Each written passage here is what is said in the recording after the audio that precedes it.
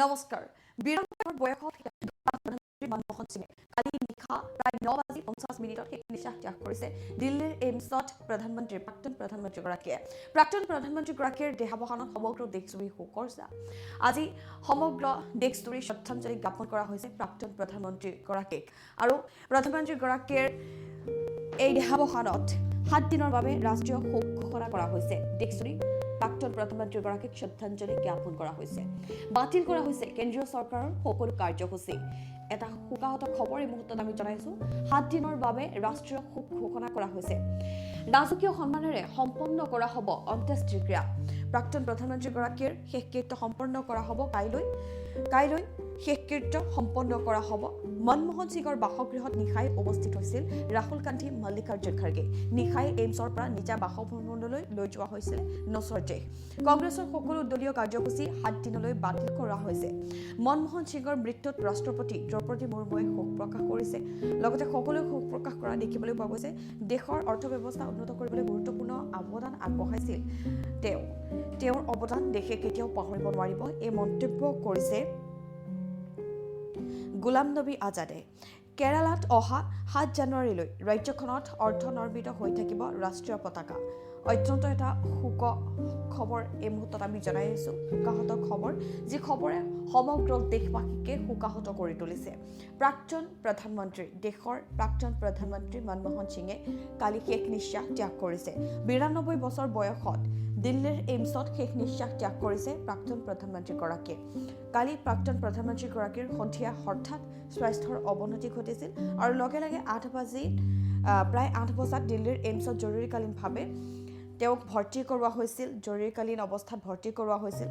কিন্তু চিকিৎসাৰ অপ্ৰাণ চেষ্টাৰ পিছতো যেন তেওঁ 9:50 চিকিৎসাধীন অৱস্থাতেই মৃত্যুক সাৱটি ল'লে, শেষ নিশ্বাস ত্যাগ কৰিলে।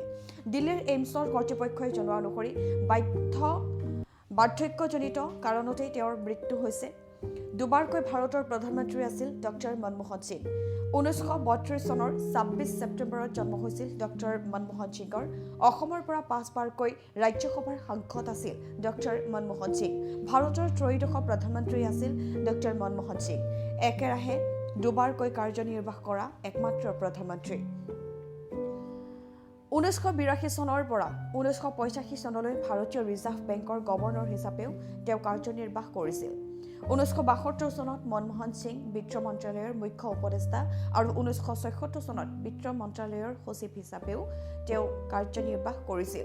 1982 চনৰ পৰা 1985 চনলৈ ভাৰতীয় ৰিজাৰ্ভ বেংকৰ গভৰ্ণৰ হিচাপে কাৰ্যনিৰ্বাহ কৰিছিল ডক্টৰ মনমোহন সিঙে।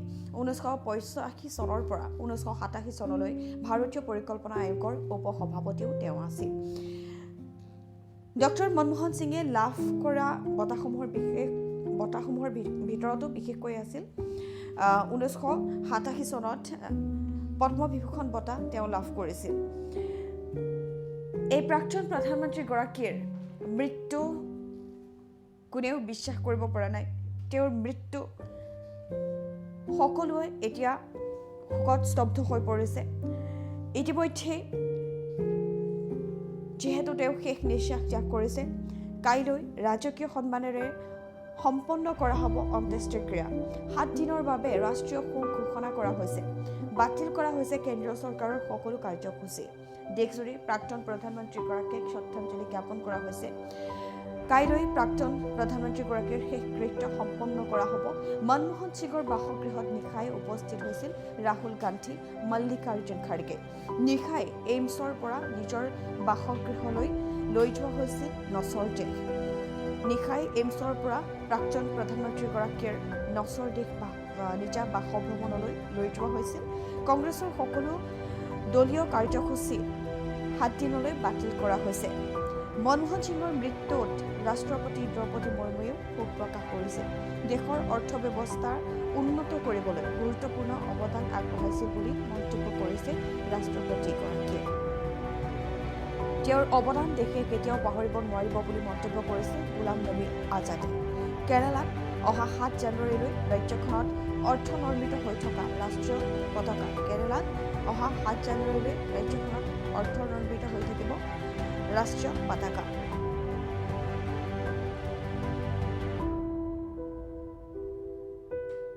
দুবাৰকৈ ভাৰতৰ প্ৰধানমন্ত্ৰী আছিল ডক্টৰ মনমোহন সিং।